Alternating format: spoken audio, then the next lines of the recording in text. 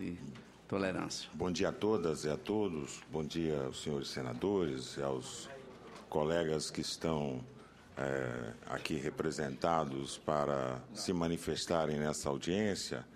E eu gostaria de iniciar dizendo que nós, os profissionais, professores, pesquisadores, que trabalhamos no SUS, no Sistema Único de Saúde, que lidamos com a dificuldade de construir uma política pública no SUAS, exatamente uma política pública onde o Estado brasileiro assuma suas responsabilidades para com um conjunto de necessidades que a população brasileira tem, inclusive uma necessidade bastante específica relativa ao fato de que algumas pessoas realmente elas não têm controle sobre a sua relação com as substâncias e se tornam, portanto, pessoas que fazem consumos problemáticos. Isso é grave. A sociedade brasileira tem percebido isso com gravidade. Acho que essa percepção decorre, inclusive, do fato de que o padrão cultural, o padrão econômico da sociedade está melhorando. Essas coisas ficam mais evidentes nesse momento. A intolerância,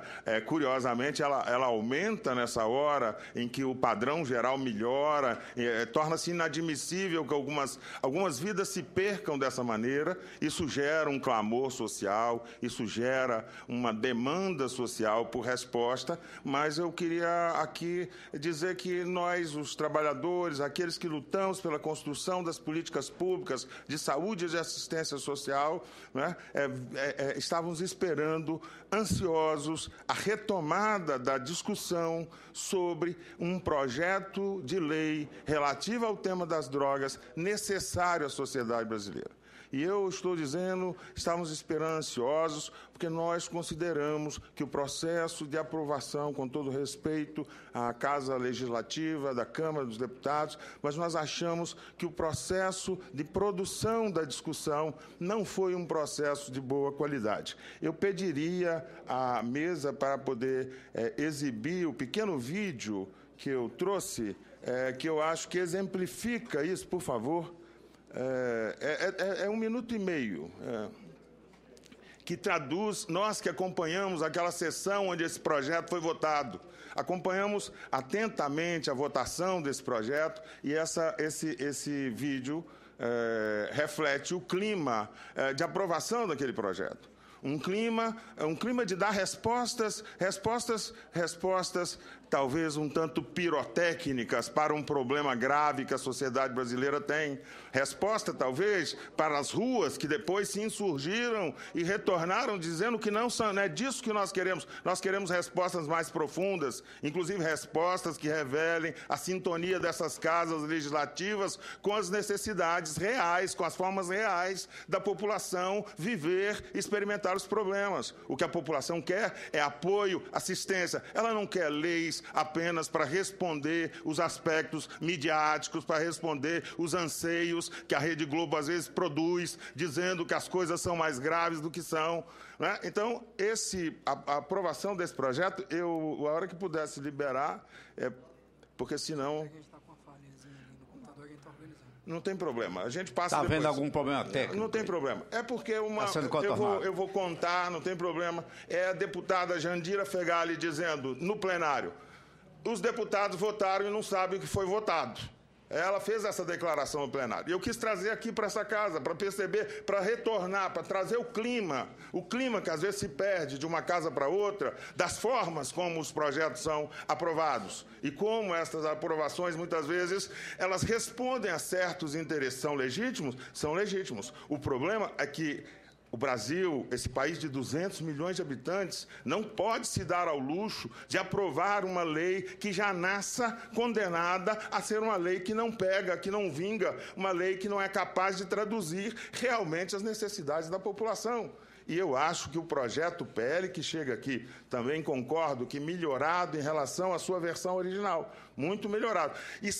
Coisas escandalosas, como uma rede de denúncia de professores denunciando crianças com propensões a usuários, esses absurdos foram eliminados. Mas isso mantém esse projeto ainda na contramão. Este é um projeto, né, que corre o risco de ser um projeto jabuticaba, que é um projeto que só tem no Brasil, porque o resto do mundo, nesse momento, está fazendo uma outra discussão, está buscando enfrentar essa situação, esse problema de uma outra maneira. O mundo inteiro está fazendo isso. A declaração da ONU, de 23 organismos da ONU, condena os centros de internação. Diz que isso não deve ser, que isso é pernicioso. E o Brasil amplia o tempo de prisão e amplia a internação, amplia os lugares com o nome de acolhedoras, com o nome de espaços de acolhimento. Mas, senhores, isso não se faz só na retórica.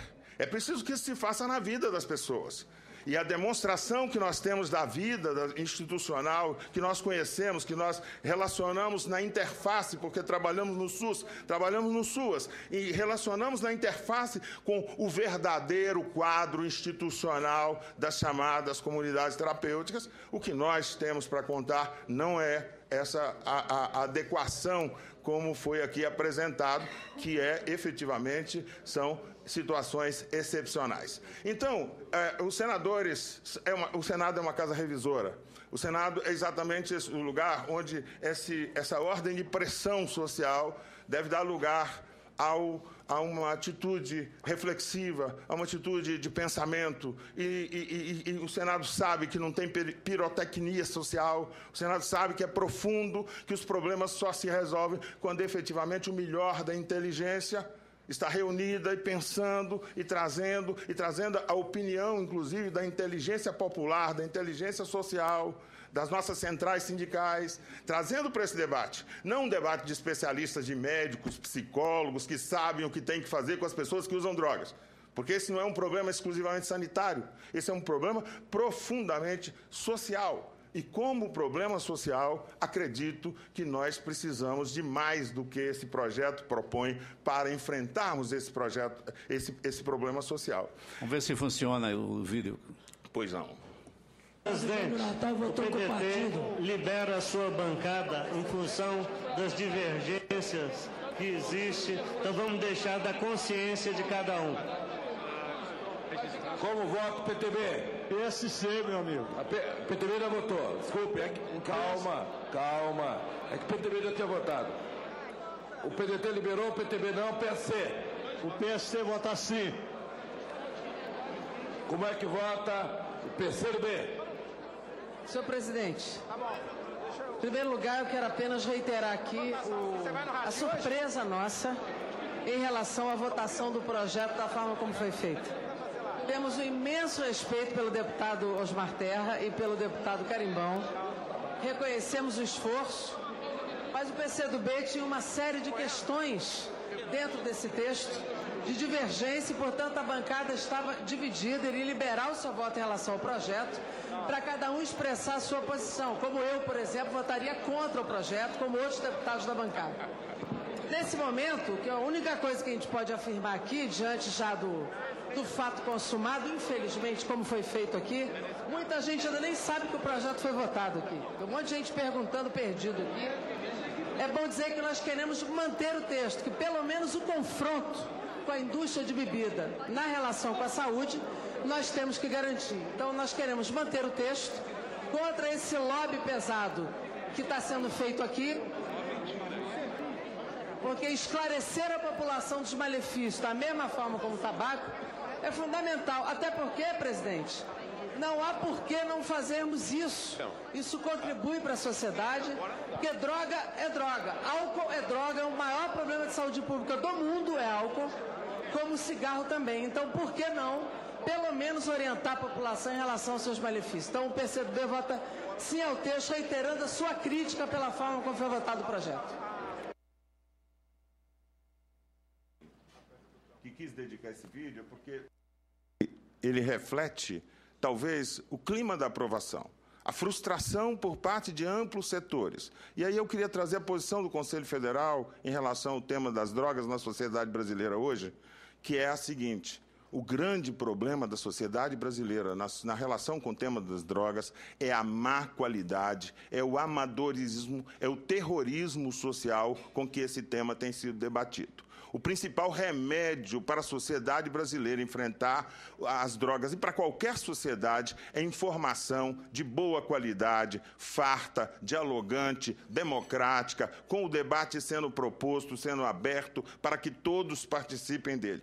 Há um déficit, a droga no Brasil sempre esteve associado aos segmentos populares, foram os negros com o alcoolismo, os negros recém-libertos que trouxeram essa ideia de que droga é algo aterrorizante, os negros com o uso da maconha que visava repreender os jovens filhos dos ex-escravos que se organizavam nas maltas de capoeira. A demonização e a criminalização das drogas nesse país tem história racial. E nós seguimos com as nossas políticas, hoje, carcerárias, mantendo um viés racial de internação, de prisão, da pobreza, de recolhimento desta juventude. Então, eu acho que a responsabilidade do Senado é grande, porque, efetivamente, o Brasil precisa de um projeto, de uma lei, de uma nova legislação sobre drogas. Agora, a gente entende que essa nova legislação sobre drogas, ela tem que ser capaz de dialogar com a complexidade da sociedade brasileira e não ter soluções que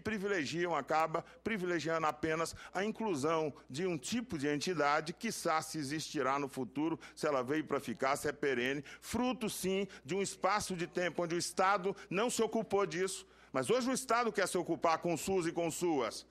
E eu não posso ter uma lei que premia o que se ocupou ontem e que o Estado agora que pode se ocupar não vai mais se ocupar, que vai transferir dinheiro público, competindo com os fundos do SUAS, competindo com os fundos do SUS, que já sabemos que já são parcos, para financiar uma modalidade exclusivamente aí de olhos, talvez, quem sabe, nos cálculos políticos eleitorais, que eu acho que não deve guiar o pensamento dessa casa. Eu acho que essa casa é mais do que isso, essa casa tem uma nobreza e ela é capaz de produzir melhorias nesse projeto, fazendo efetivamente a lei de drogas que esse país precisa.